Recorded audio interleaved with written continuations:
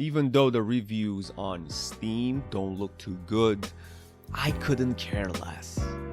From the description, co-op, hack and slash, dungeon crawler, the aesthetics of the graphics, and some random YouTube gameplay videos, I was convinced I needed Blightbound. I want to go back to my den. I was wrong. Hello good people, my name is Rocashu, and if you have like 5 minutes, I will tell you why you should or you shouldn't purchase Blightbound and my almost 10 hours worth of experience with the game. Blightbound is recommended to be played with friends, and I believe it should be only played with friends, 1 or 2. A single player experience with bots, it's lacking at best or a complete disappointment at worst. If you are a lonely gamer, I understand. However, Blightbound is probably not for you. The blight spilled forth and covered all in darkness. At the start of the game, you are greeted with a very good animated cinematic explaining to you that the sun no longer shines and that you and your party members must fight the forces of darkness in order to restore the light and bring balance to the world. Go ahead, you can skip the tutorial that's only good for unlocking a Steam achievement and jump right into the co-op. In the right hand side, you will find 3 slots, 1 for you and 2 more for your friends. The game tells you immediately, it kind of gives you like the suggestion via its interface that this should be played with other people.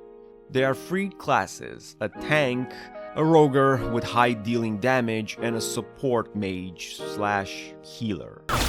Mana taken. Anyone need healing? There are 12 characters to unlock, 4 characters per each class. I did not unlock all of them. The skills of each character in its class are kind of similar with very small differences. If you play one character, you kind of almost play them all, and there's nothing you can do to change the build. The build comes with the character, and you can only modify the stats, passive stats that is. The character maxes out at level 8, and by then, there's nothing else you can do with it. You can no longer improve it, only if you add other items. Items that you get from looting when the dungeon is finished, or that you can craft. And I don't think anyone is crafting anything. You can also trade items between all of your characters, doing so at the home base. The home base plays an important role. Here you can unlock NPCs like the blacksmith or the merchant, and by leveling up the home base itself, you get extra perks.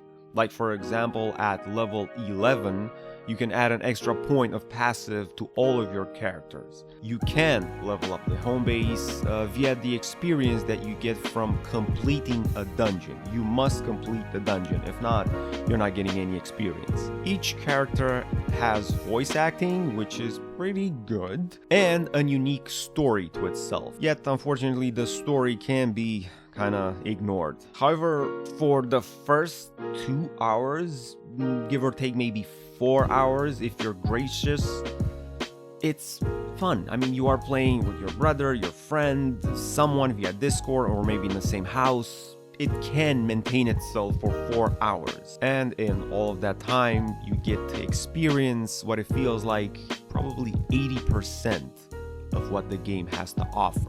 And unfortunately, that's when it kind of starts to go downhill. You have very few dungeons to choose from. Also, not much is happening. It's fine because this is an early access, and I guess they will add more when it's finished. When you open the map each time, there's a random level of difficulty per dungeon.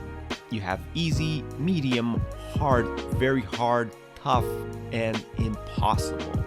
Yeah, you have that as well, even though I don't know why they added so many of them, because please note that this is important. Everything except easy and medium is actually impossible. The game difficulty is abysmal and it's not balanced. You should do dungeons, higher level of difficulty. They encourage you to do so just so you can get better items. You won't. It's too hard. In fact, it's impossible. Instead, what you will do is the same dungeon over and over and over, always on medium or easy, just so you can have a little bit of progression, so you can level up your character, level up the home base.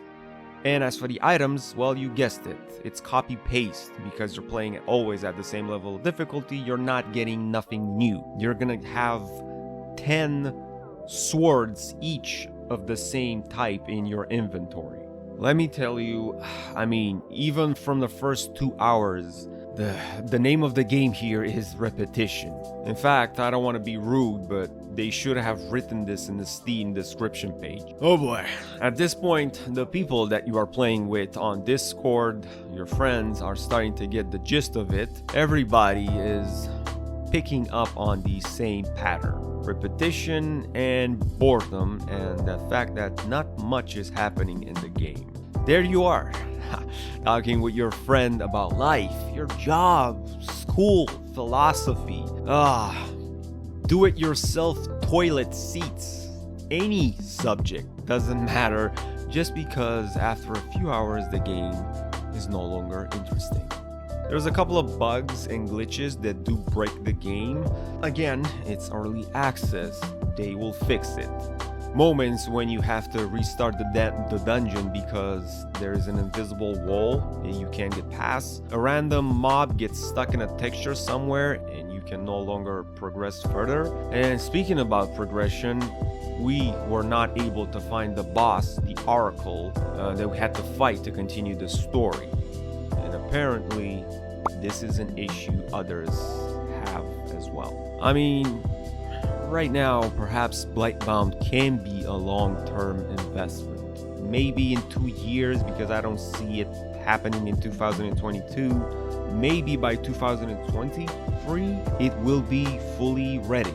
All the quests will be triggered properly, the bugs will be all fixed, the level up difficulty will be balanced, they'll add more content, whatever.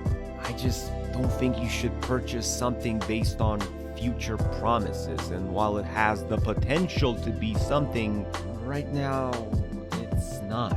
As of right now, October 2021, if you do have a co-op friend or two that are interested in RPG hack and slash dungeon crawler just for a couple of hours, Blightbound can be an option. It just might not be the best option. We are Blightbound.